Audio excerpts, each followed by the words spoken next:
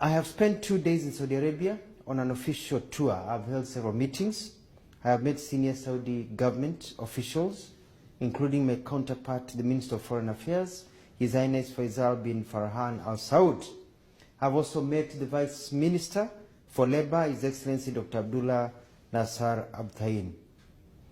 I have also met and spent hours listening to Kenyans living and working in Saudi Arabia.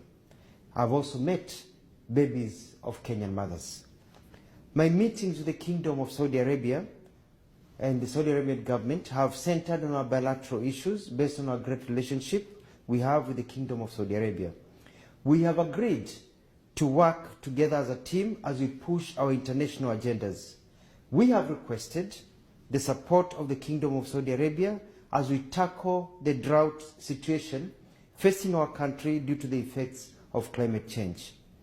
With His Highness Faisal, we have agreed to enhance our trade and investment and expansion of our tourism sectors. This will create more employment opportunities and increase the amount of money in the pockets of our people. The Kingdom of Saudi Arabia views Kenya as one of its top partners, and likewise we view Saudi Arabia as one of our major partners.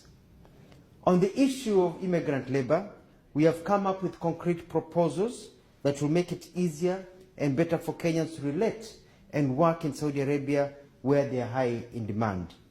We have held, engaged, discussed very comprehensively on these issues facing Kenyan workers in Saudi Arabia. Listening to the victims, the agents, Kenyan government officials and Saudi government officials, it is very clear to me that the problems that Kenyans are facing in Saudi Arabia actually do not start here, but start at home. The system is flawed and corrupt, and unless fixed, nothing will change. There is massive corruption in the way Kenyans are prepared to come to be domestic workers in Saudi Arabia. This is a major concern for all of us. This is a major concern for all of us, including the government of Saudi Arabia. We have to break the cartels and streamline the agencies, some of which are owned by prominent Kenyans. We have agreed to work on a modality to get Kenyan labor agencies to have offices here in Saudi Arabia so as to deal with issues concerning their clients, that is the Kenyans they bring here. We will, in collaboration with the Saudi government, flush out illegal agencies and blacklist agencies that do not perform as per the law. The rights of all workers, as enshrined by the laws of Saudi Arabia and Kenya, will be enforced. Kenyans will be protected, regardless of where they work. To this end, and as an immediate and short-term venture, we are issuing new procedures to be followed before we give clearance for Kenyans to travel as domestic workers to any country. Kenyan immigration officers will also not allow Kenyans to travel out of Kenya to Saudi Arabia as domestic workers without fulfilling the set requirements. This will start on Monday, 7th of November, 2022. We have set up a joint technical team of Kenya and Saudi government officials to fast-track labor issues. They start their work in 2 weeks' time on the 17th of this month. We have also dedicated an emergency hotline for Kenyans in Saudi Arabia to call when facing any difficulties. The emergency hotline number at the Kenyan Embassy will be given. It is +966 500 755 060. On receiving a call, we'll take prompt action, including but not limited to engaging the Saudi government for the assistance. The idea is to ensure every Kenyan lives well, gets medical care, and also is listened to and taken care of. I have requested for an amnesty to be granted to Kenyans who have fallen out of status and who are hiding illegally and who are unable to access media care so that their documents can be made legal and others given passage to go home. This will be part of the discussion that our teams will sit down and discuss. The Kenyan government, my office, is also dispatching additional staff to the Riyadh embassy to assist in the process of legalizing Kenyans who are out of status and processing travel documents and other necessary work that needs to be done to help our Kenyans. Saudi Arabia has great potential and is a major market for our workers and especially trained ones. Kenyans here working, apart from the domestic ones, the other ones working in other areas, appear to be very happy. I've met many, they are happy, they are well paid, they're sitting pretty, and they're making a lot of money. So we just need to fix the domestic part, workers' part, and everything will be flawless. And as I've said, we have noticed that the problem is not necessarily here in Saudi Arabia only, but the major problem is back at home with the agents and all the ukora that continues when they get here. We have requested for an increase of quotas to allow Kenyans. We have many Kenyans who are graduates in hospitality, engineering, nurses, doctors, people in all fields, accounting, to be allowed to come to work here. And they have said they need Kenyan labor. So I'm asking Kenyans, be prepared. You'll be coming here as professionals to work here and make a lot of money so that you can also help yourselves and your families. I thank the Kenyans I've met. Kenyans, whether they be agents, Kenyans living here, professional work, Kenyans, domestic workers. I have listened to you. You've been very, very candid. My officials have been very candid. And I want to assure you that you have nothing to worry about. You have the hotline. Now you don't have to relate to just depend on social media. You don't have to depend on your families. You can get your help directly from the Kenyan government. The Saudi Arabian government has said that they are shocked by the reports that they have seen, and they are going to work hand in hand with us to ensure that the things that we see reported do not appear ever again. We have problems, yes, with the agents. We have problems also that face immigrants and diaspora when they go to different countries, but we can sort that out. And I'm glad the Saudi Arabian government is willing to help us be able to sort out all these problems that we are facing. I want to thank the Kingdom of Saudi Arabia for their candidates, for their candid and open bilateral discussions and their support. I thank them for according Kenyans this great opportunity to work, and I'm confident with the new engagement we will achieve much more.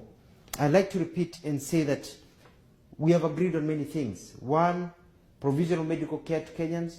Number two, ensuring that the laws of Saudi Arabia are followed, especially by the agents and also by people who are employers of our people. Number three, we're increasing the quota so that we can get nurses, doctors, engineers, journalists, people who have skills, plumbers who want to work here in Saudi Arabia and make a lot of money. We have also noticed that the problem is stuck towards domestic workers. The system is changing, and we have worked on an agreement so that now they'll be announcing soon part of their program so that if you come to work for somebody and you want to move somewhere else, you can be able to shift. We've worked and talked about people, Kenyans, keeping their passports, and the law says they should keep their passports. The problem are the agencies, and we are going to fix that. We have also agreed that Kenyans, when they want to exit this country, have a right to exit this country, and our embassy here will be processing visas and ensuring that Kenya is able to go. Kenyans who have children, we've come up with a formula of being able to get children to also get permits to be able to leave the country so that people can be able to come home. In other words, it has been a wonderful visit. We've sorted out a lot of things. I've had numerous meetings with Kenyans, and I can tell them you now have a government that listens to you, you have a government that cares, and you have nothing to worry about. I'll be on top of things, and we are going to get permanent solutions to our challenges. Saudi Arabia, the nation, the Kingdom of Saudi Arabia, they're our friends. They care about us. They want to invest more in Kenya. They want more Kenyans working here. And they are also shocked by the stories that Kenyans have been telling. And we've narrowed down, especially our officers here. We've narrowed down, we know what the problem is, and I'm going to deal with it with my colleagues in cabinet to ensure it never happens again.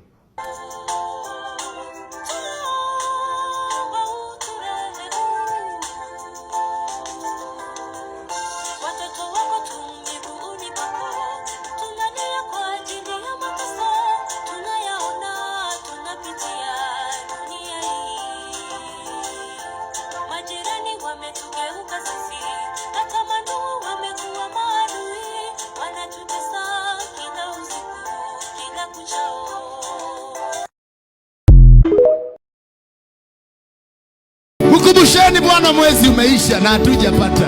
Somebody make an appeal. Make an appeal to the Father. Make an appeal to Jehovah. Make an appeal.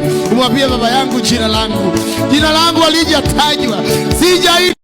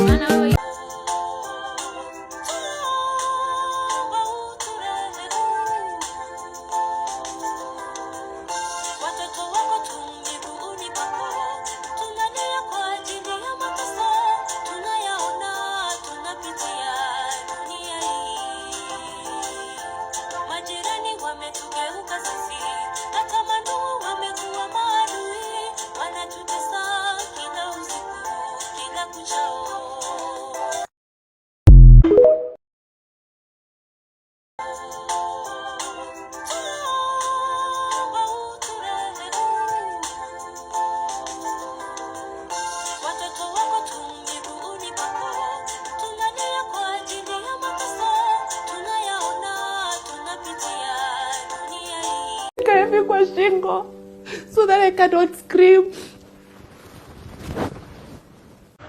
Neighbors and friends wameniweka, I have nothing to do. Natoka kwa nyumba nangara na kuna malenda. Natembea tu kwa barabara nikilia. Una clean house rent. And ukiongea matako, ongea sahi. Ongea sahi. Ongea sahi.